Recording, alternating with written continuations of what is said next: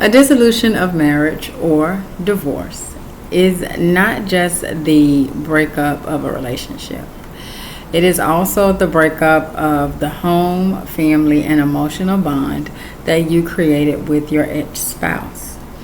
And the lifelong stability that you thought would always be there is no longer available.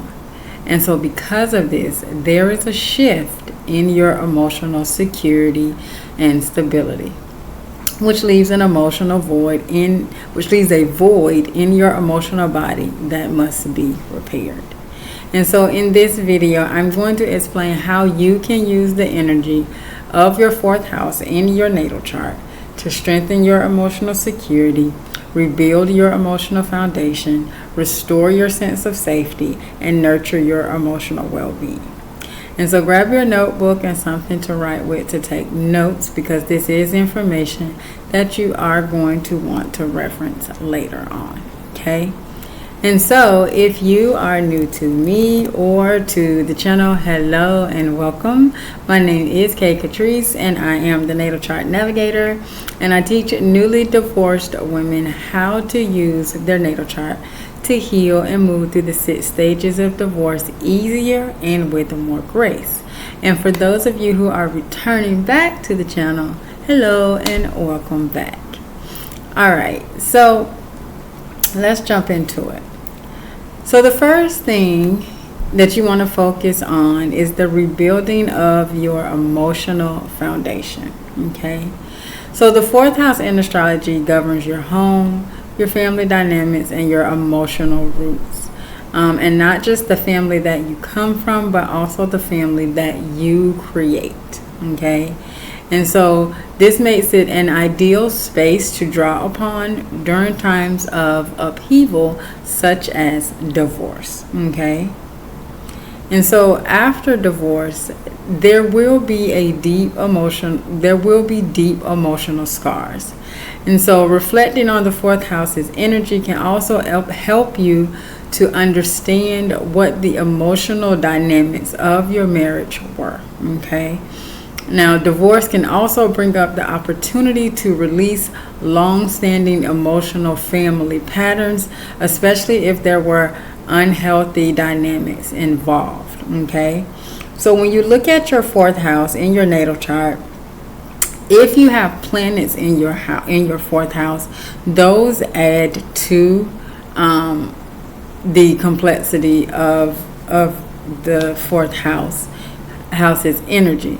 So for example, if you have Aries on the fourth house, or you say have Mars in your fourth house,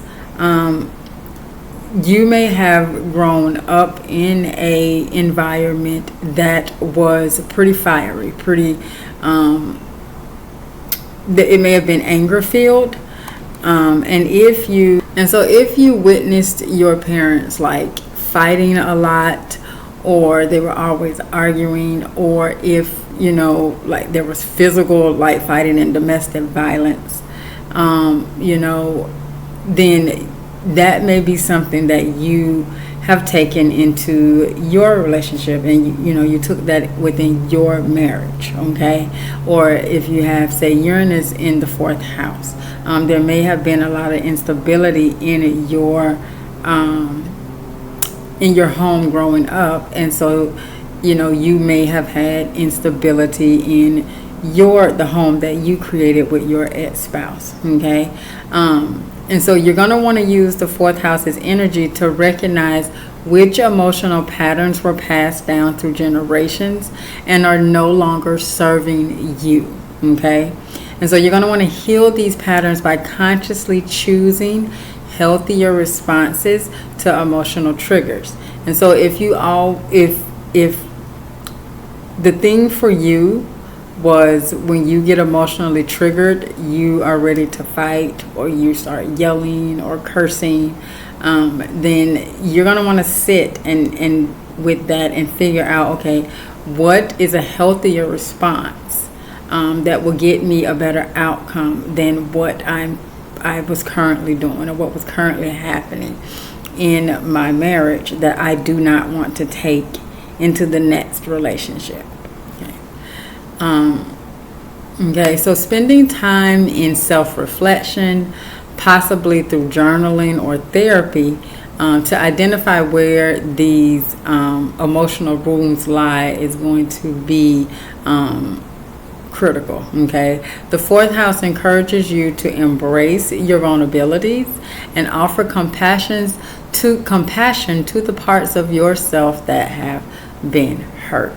Okay, you always want to offer yourself compassion when you are dealing with your emotions. You don't want to bottle them up or try to push them down or push them away, because then that just creates issues going forward. Okay, so some journaling prompts to help you start the rebuilding process, and you can write these down. Okay, are: what emotional needs did you have that were or were not met? And another one is: how did the relationship affect your sense of safety and security? Okay. And that one you may want to look back to when you were a child as well. How did your home life affect your sense of safety and security? Okay. Now, knowing these things can help you release unhealthy patterns and move towards a healthier emotional foundation. Now, the sign that's on the fourth house will give you insight as well about how you can do things that are more in a way that's more aligned for you energetically, but it also gives you insight into how you handle your emotions as well. Okay. So like I said, in the example that I gave earlier with Aries on the fourth house, Aries is fire energy. It's the first sign of the zodiac. It's like the baby of the zodiac. And so Aries energy is a very fiery, very energy that it gets triggered quickly. But just as quick as it's triggered, it fizzles out just as quick. It's ruled by Mars, the planet of war. And so, if you have Mars on the fourth house, you may get triggered really quickly and upset really, really quickly. And so, you may just speak and say things without thinking. And so you're going to want to sit with that and see how can you not be such a hothead, okay, emotionally. Okay. And so I also want you to remember that holding on to bitterness or resentment can block your healing process. Okay. And so you want to consider forgiveness. Okay. And it's not for the other person. Okay. It's for your own emotional freedom. Okay. It's like the old saying that you hear people say a lot. You're drinking poison, but you're expecting the other person to die. It's not going to happen. So you holding on to hatred or bitterness or resentment, it's not going to affect them, because they have moved on. They live in their best life, or it seems like they're living their best life, and you're still holding on to that bitterness. Now, there's a difference between holding on and, working through. So just because, say it's been a year and you're still hurt or you're still angry, it doesn't mean that you are holding on to it if you are actively working through it. Okay. It just may have been really deep, just depending on, what happened within the marriage, but also depending upon the sign that you have on your fourth house, right? Because if you have Aries on the fourth house, you may have been able to work through it quickly, right? Quicker. And so say in a year, you've truly moved on. But if you have Scorpio on the fourth house, it may take you a little longer, because Scorpio energy is a very deep emotional sign, right? It's fixed water energy. And so Scorpio energy emotional bonds run hella super deep. And so it may, after a year, you may be still working through it. Okay, that doesn't mean that you're holding on to it. It just means that it's taken you a little longer to work through the bonds, because the bonds were so deep, versus somebody who has Aries on the fourth house. It didn't take them as long, right? So there's a line where just if you're still working through it, that's not holding on to it. It's just taking you a little longer to work through it. Okay. All right, and so after you've dug up the old emotional foundation and you've cleansed the space, now you want to start to rebuild your new emotional foundation, okay? And so the fourth house teaches us about creating emotional security from within, okay? And so after a divorce, it is crucial for you to build your emotional resilience and strength back up. And so this might involve developing a deep sense of self-worth and independence, learning to rely on yourself for emotional validation instead of seeking it from external sources, okay? Now, a way that you can do this is by setting emotional boundaries. And so you want to protect your heart by setting healthy boundaries in relationships. And so it is essential to learn when and where to say no and how to preserve your emotional well-being. This was hard for me, okay? And this was very, very hard for me, learning when and where to say no. Because I always want to be there for everybody and do for everybody. And what I had to realize is that, wait a minute, I'm always quick to jump up and be the emotional rock for people to be. If you need me, I'm there. If you call me in the middle of the night, I'm going to answer my phone. I'm always there. But when I needed it, it wasn't there. And even in my marriage, I noticed that, I was always making sure I was there emotionally for my ex-husband. But when I needed him to be there for me emotionally, it was iffy, And I never really felt emotionally secure within my marriage.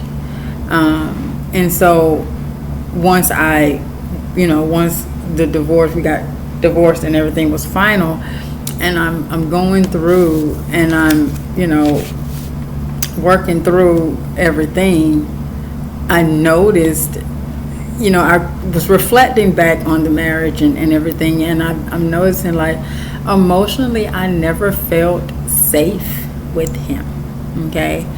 And so, and it was because I was wanting him to show up for me emotionally, and he wasn't. And he had, his own thing going on, which, explained why. But,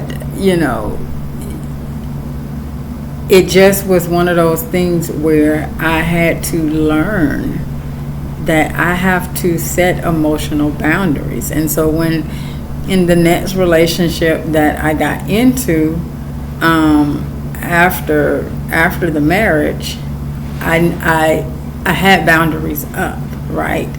And what I realized was that I still hadn't worked through some things, because the next person I got with, they were kind of in the same place emotionally as my ex-husband, and so it let me know that there were still a few more, some more things that I needed to work on as well. But I was able to notice those red flags, and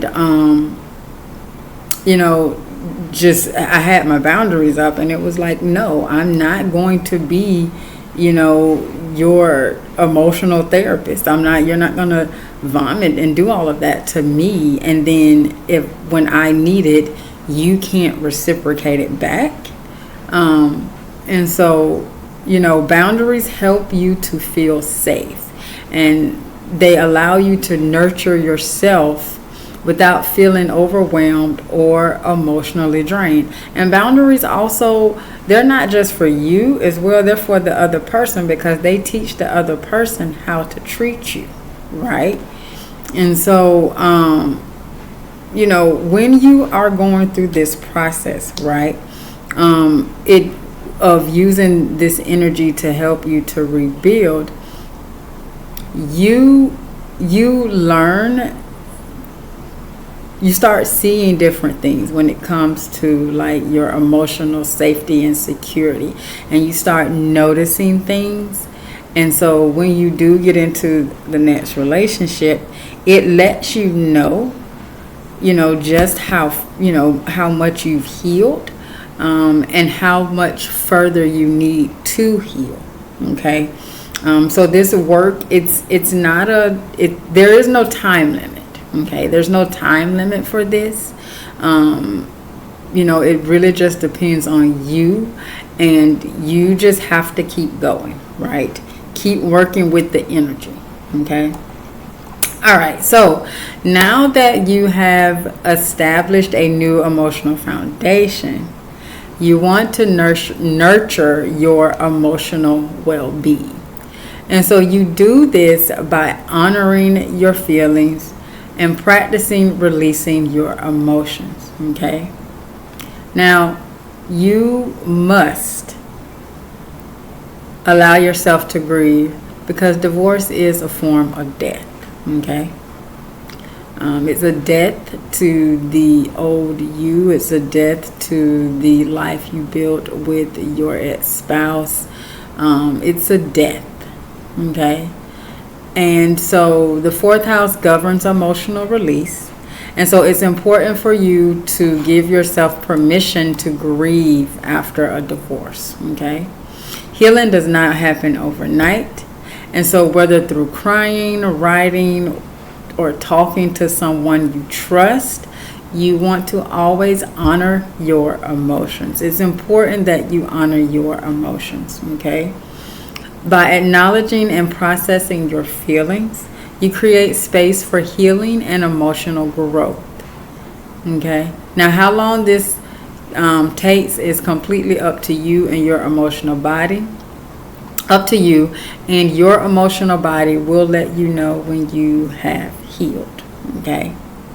Trust, it will. It will definitely let you know. And I knew when I was healed, when I knew throughout the process, I knew that I was healing more and more, because things that would have triggered me emotionally before were no longer triggering me. And that's a key sign. Okay.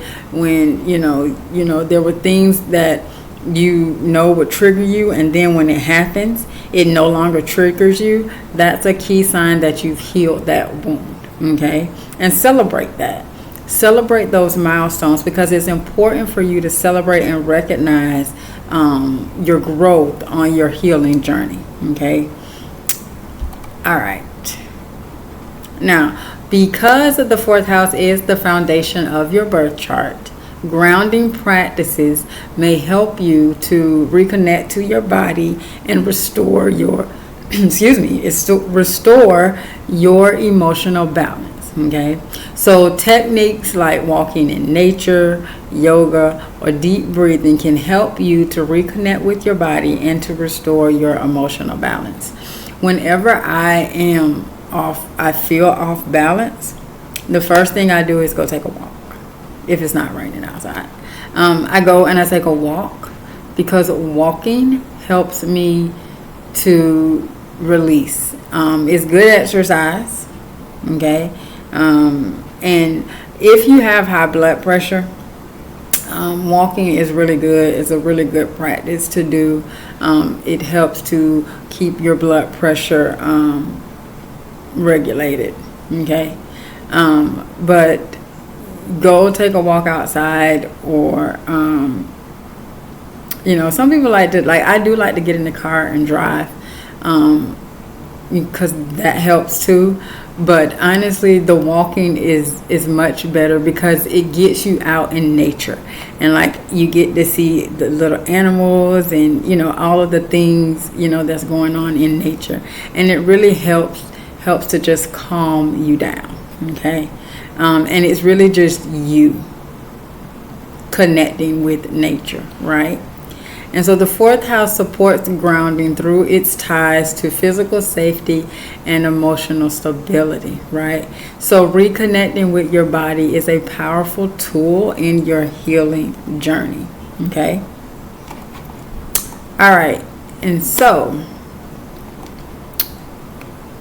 let me know in the comments if this is, what are your takeaways? What are you getting so far? What tools, or have you picked up any tools that you can use to help you to restore your emotional security, your emotional foundation? Okay. All right, and so lastly, you want to use the fourth house's energy to establish your emotional safety for the future, okay? Healing after divorce does take time, and so I encourage you to have patience with yourself as you rebuild your emotional security. You want to nurture your emotional life with intention, and so start with new rituals or practices that promote emotional safety. Things like meditating before bed, or having a gratitude journal, or nurturing your intuition. These small but powerful practices can help you feel more in control of your emotional world. And trust that with each step, you are creating a safer, more peaceful emotional foundation for yourself. Okay?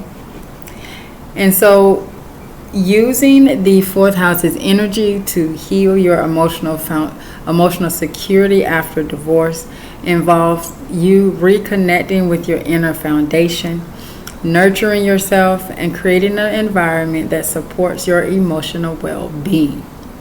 And so it's about learning from your past experiences and setting up boundaries that allow for personal growth and emotional independence. Okay, that is key. Emotional independence is key.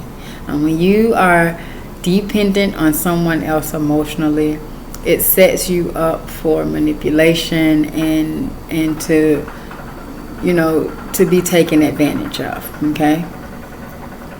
And so embrace the healing power of the fourth house as you move forward, and remember that emotional security comes from within, and you have the power to rebuild it one step at a time. Okay? And so if you have made it this far, thank you so much for watching. My intention is to help you to navigate your divorce recovery with more clarity, ease, and grace. And so if this resonated with you, please share your thoughts below in the comments. I would love to further support you. And if this video provided you with tremendous value, then please do give it a like and share it with another divorcee that could use some guidance and community while navigating her recovery. Okay? Now, if you want to continue to learn how you can use the natal astrology healing method for your divorce recovery and be a part of the Understanding You University community, then make sure that you subscribe and click the bell so that you get notified when I upload new content to the channel. Also, don't forget to check the description for additional tools and resources, such as my ebook From Breakup to Brilliance, the Natal Astrology Healing Method, which teaches the first three practical steps of the method, or if you want to book an energetic calibration reading with me. Okay? And that's if you want more guidance outside of the content that I provide on the channel. Okay? All right. And so until next time, remember that possibilities are endless. If you can think of it, then you can definitely have it. And that should make you smile, because you are the only one who can give it to you. All right? Have a good one.